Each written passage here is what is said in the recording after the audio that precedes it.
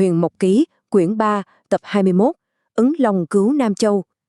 Lại nối tiếp chuyện kỳ trước, lúc này Giao Trần đang rẽ mây nhắm thẳng hướng đại bản doanh của Siêu Vưu mà lao tới.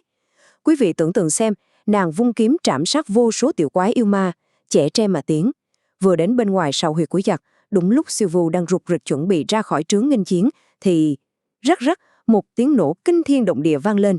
Giao Trần đã tung chiêu chẻ đôi doanh trại của Siêu Vưu ra làm hai mảnh. Siêu Vưu thắt kinh nhảy tót lên không trung, còn tên quân sư Cộng Công thì lấm lét né vội sang một bên. Siêu Vưu đạp mây bay vút lên, mặt đối mặt với Giao Trần. Đứng trên tầng mây nhìn xuống, Giao Trần thấy Siêu Vưu đã hiện nguyên hình ma vương. Chao ôi, trên đầu thì mọc sừng, mặt đỏ tía tai, ánh mắt hung dữ muốn ăn tươi nuốt sống người ta. Ấy thế nhưng, tay trái hắn cầm một thứ y hệt cái lưỡi hái, tay phải lại lăm lăm một binh khí giống hệt cái rìu. Trong cái bộ dạng vác cuốc vác cày ấy quả thực buồn cười hết sức. Giao Trần không nhịn được, liền bật cười mỉa mai. Siêu Vưu, ngươi cầm cái rìu với cái lưỡi hái là sao? Có phải để ra ngoài đốn củi làm ruộng không? Siêu Vưu nghe vậy thì hừ lạnh một tiếng, gầm gừ ngạo mạn. Ta tưởng ngươi lợi hại thế nào, chẳng qua cũng chỉ là một mụ hổ cải hung dữ. Ha ha ha. Giao Trần cũng chẳng vừa, cười lớn đáp trả. Siêu Vưu, ngươi ngông cuồng xưng vương xưng bá, nhưng đến khi người ta đem cả cái ổ của nhà ngươi bổ vỡ ra làm đôi mới biết mò mặt ra. Lời qua tiếng lại, sát khí đã ngút trời. Mấy chục hiệp đầu, đôi bên chỉ vờn nhau thăm dò chút đỉnh. Nhưng ngay sau đó, cả hai bắt đầu xuất chân lực lao vào tử chiến. Quý vị hãy hình dung cảnh tượng lúc đó nhé. Đám binh lính dưới mặt đất ngước lên, chỉ thấy giữa tầng mây có hai luồng ánh sáng, một đỏ rực của Siêu Vưu, một trắng lóa của Giao Trần. Hai luồng sáng ấy quần thảo kịch liệt, thoát lên thoát xuống, sấm chớp giật âm ầm, long trời lở đất, khói bụi mịt mù che khuất cả thái dương. Trong khi đó, ở một ngã khác, Thanh Loan và Huy Hòa đang đi lấy bình bạch ngọc thì bất ngờ trúng phục kích của quân Siêu Vưu, bốn bề thọ địch, chưa thể thoát thân. Giữa lúc dầu sôi lửa bỏng, tên Cộng Công xảo quyệt bắt đầu thi triển quỷ kế. Hắn phóng hỏa, một biển lửa cuồn cuộn ập thẳng xuống chiến trường. Nhưng may thay, binh lính Côn Luân Sơn đã được Giao Trần đích thân huấn luyện từ trước. Họ đồng loạt niệm chú quyết tránh lửa, lòng bàn tay phát khí diệt hỏa, thế trận vẫn vững như bàn thạch. Thế nhưng, trái ngược hoàn toàn, binh lính Tử Vân Sơn lại rơi vào cảnh khốn đốn tột cùng. Sở trường của họ vốn là thuật pháp hành vân lưu thủy, chuyên dùng nước. Nhưng Giao Trần trước đó đã ban quân lệnh sắt đá, tuyệt đối cấm dùng nước. Không được dùng sở trường, họ hoang mang tột độ, liên tục bị hỏa quái dồn ép đành phải lui bước. Thấy vậy, các tướng lĩnh Côn Luân Trận Nghĩa liền xông lên điên cuồng che chắn, bảo vệ cho quân Tử Vân. Chắc hẳn quý vị đang thắc mắc, lửa cháy thì phải dùng nước, vì sao Giao Trần lại cấm? Người hiểu rõ cớ sự nhất trên chiến trường lúc này chính là A Trạch. Vừa ngửi thấy mùi khét lẹt, anh đã nhận ra ngay đây không phải lửa phàm mà là hỏa công dầu trời. Dùng nước dập loại lửa này khác nào đổ thêm dầu vào lửa. Thấy một tiểu binh định làm liều, dùng pháp giáng thủy, A Trạch lập tức gạt đi. Tiểu đệ, lửa này nếu dùng nước sẽ càng bùng lên lớn hơn đó.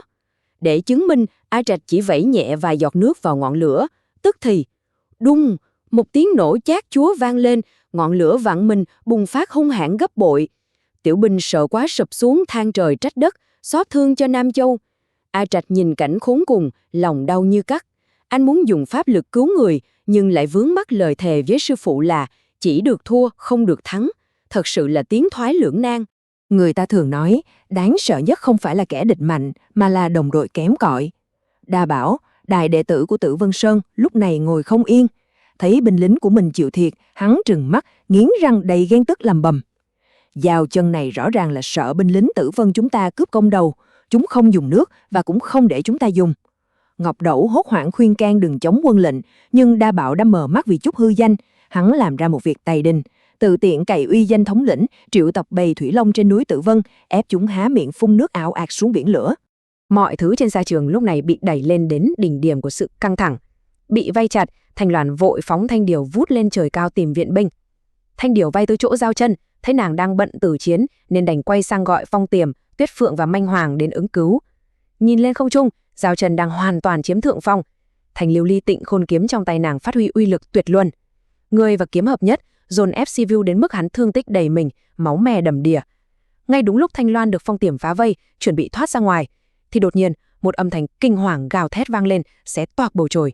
Khán giả thử nghĩ xem, biển lửa dầu trời bưng bưng sát khí, nay lại bị bầy thủy long dội nước ồ ạt xuống, thì sẽ sinh ra tai họa nhường nào.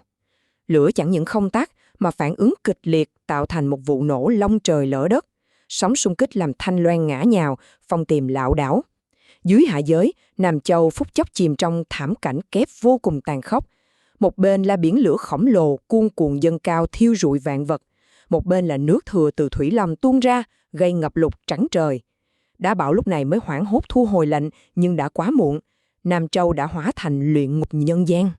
Đàn trên đà dồn ép Sivu, nghe tiếng nổ rợn người, Giao Chân cúi xuống nhìn thấy có kẻ tự tiện dùng nước, nàng lập tức phân tâm. Chỉ chờ có thể, Sivu vung chiếc lưỡi hái oan nghiệt ngoắt thẳng vào cổ nàng. Giao Chân lách người né xẹt qua hiểm cảnh, nhưng dải lụa quấn tóc đã bị móc đứt tung, suối tóc xõa dài tung bay trong gió. Cơn phẫn nộ trào dâng đến cực điểm trước cảnh sinh linh đồ thán và quân lệnh bị bỉ bôi. Giao Chân gầm lên bi phẫn đầy liều lĩnh. Sivu, hôm nay Giao Chân ta sẽ cùng chết với ngươi, ta sẽ chôn ngươi theo những sinh linh bất hạnh này. Nói đoạn, nàng liều mình xông tới, vùng kiếm tung một tuyệt sát diêu, chém đứt phăng cánh tay phải của Sivu. Hắn gào lên thảm thiết, ôm ẩm cục run rẩy lùi lại. Trong khi đó, ở mặt đất, A Trạch cắn chặt răng, dầm chân phẫn út nhìn sự ngu xuẩn của Đa Bảo. Ngọn lửa ma quái kia đang há cái miệng rực lửa, vô tình lan thẳng đến trung tâm đội hình, nhắm ngay vào đội quân của hoàng đế. Thành Loan hét lên thất thanh, Phong Tiềm tuyệt vọng.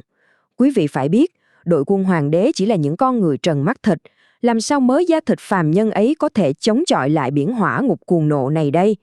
Tử thần đã kề sát cổ, không một ai trong vạn vạn thiên binh nghĩ ra được cách xoay chuyển càn khôn. Giữa khoảnh khắc tuyệt vọng nhường ấy, vạn vật như ngừng động. Tuyết Phượng và Manh Hoàng lặng lẽ nhìn nhau. Hai vị thần điểu khẽ gật đầu, rồi cất mình vút lên bầu trời. Thân hình họ bỗng chốc to lớn vô hạn, dang rộng đôi cánh vĩ đại che khuất cả Thái Dương, lập thành một mái vòng kiên cố ngay trên đỉnh đầu đội quân hoàng đế. Lửa ập đến, ngọn lửa ngùn ngụt thiêu đốt trên tiên thể của một phượng một hoàng, nhưng họ vẫn sừng sững, tĩnh tại, không mảy may nhúc nhích. Một giọng nói bi tráng, xa xăm vọng đến tai Dầu Chân như một lời từ biệt thanh thản. Nguyên soái, cảm ơn ngài năm đó đã cứu mạng. Chúng tôi cuối cùng đã hoàn thành sứ mệnh của phượng tộc rồi. Xin cáo biệt. Cổ nhân có câu, điều kỵ nhất của nhà binh nơi sa trường là gì? Chính là phân tâm.